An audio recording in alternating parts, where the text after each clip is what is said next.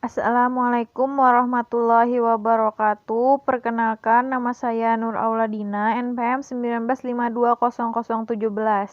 Di sini saya akan menjelaskan sedikit tentang makalah saya, keterampilan membaca. Yang pertama, pengertian membaca. Membaca merupakan kegiatan melihat tulisan, bacaan, dan proses memahami isi teks dengan bersuara atau dalam hati. Membaca adalah mengungkapkan suatu imajinasi terhadap suatu pembaca yang disukai halayak ramai dan juga dimengerti oleh seseorang yang dicintai. Membaca merupakan sebuah aktivitas berupa melafalkan atau mengeja sebuah tulisan. Hal ini sesuai dengan yang tertuang dalam Kamus Besar Bahasa Indonesia yang menyatakan bahwa membaca adalah mengeja atau melafalkan apa yang tertulis. Tujuan membaca. Dalam bukunya Bahasa Indonesia, Pengantar Pengembangan Kepribadian dan Intelektual Muhammad Asdam menyebutkan tujuan membaca menurut Puji Santoso, DKK 2007-65, bahwa tujuan membaca adalah yang pertama, menghubungkan pengetahuan baru dengan skemata seseorang. Yang kedua, memberikan kesempatan kepada seseorang melakukan eksperimentasi untuk meneliti sesuatu yang dipaparkan dalam suatu teks bacaan.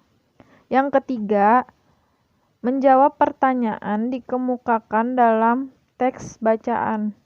Yang keempat, menikmati keindahan yang terkandung dalam bacaan.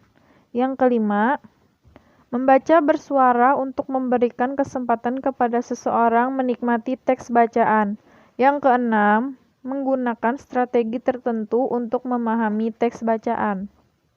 Yang ketujuh, menggali simpanan pengetahuan atau skemata seseorang tentang suatu topik. Dan yang terakhir, mencari informasi untuk penyusunan suatu bacaan atau laporan. Fungsi membaca. Fungsi intelektual. Dengan banyak membaca, kita dapat meningkatkan kadar intelektualitas, membina daya nalar kita.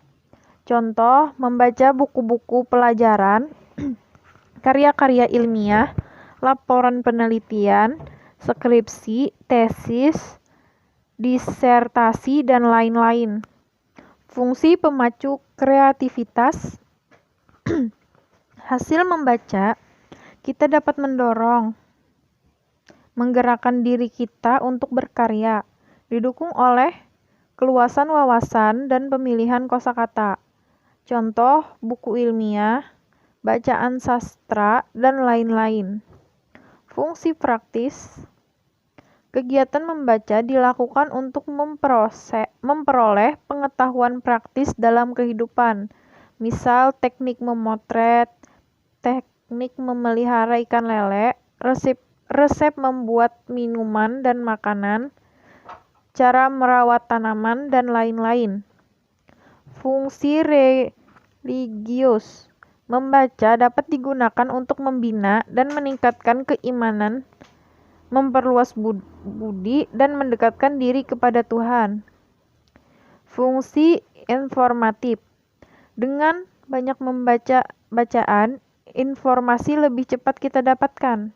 Contoh, dengan membaca majalah dan koran dapat kita peroleh berbagai informasi yang sangat penting atau kita perlu dalam kehidupan sehari-hari. Fungsi rekreatif. Membaca digunakan sebagai upaya menghibur hati, mengadakan tamasya yang mengasyikan. Contoh, bacaan-bacaan ringan, novel-novel, cerita humor, variabel karya sastra, dan lain-lain. Fungsi sosial.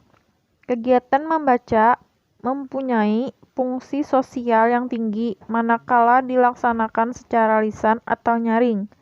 Dengan demikian, kegiatan membaca tersebut langsung dapat dimanfaatkan oleh orang lain, mengarahkan sikap berucap, berbuat, dan berpikir.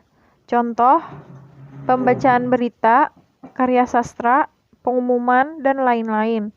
Fungsi pembunuh sepi. Kegiatan membaca dapat juga dilakukan untuk sekedar merintang-rintang waktu, mengisi waktu luang. Contoh, membaca majalah, membaca surat kabar, dan lain-lain. Selanjutnya, strategi pembelajaran dan metode belajar. Metode ajar membaca.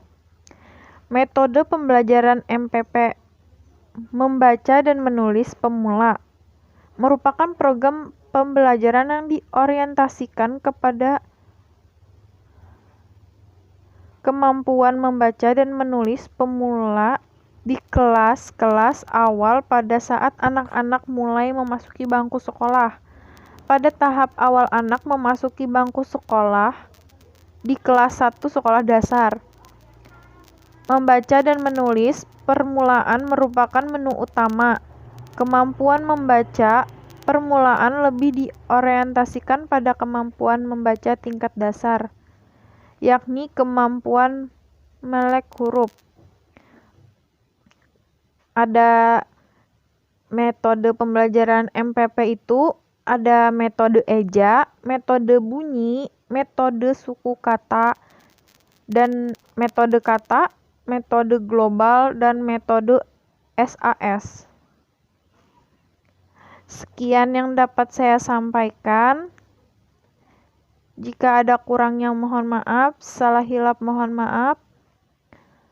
Saya ucapkan terima kasih. Wassalamualaikum warahmatullahi wabarakatuh.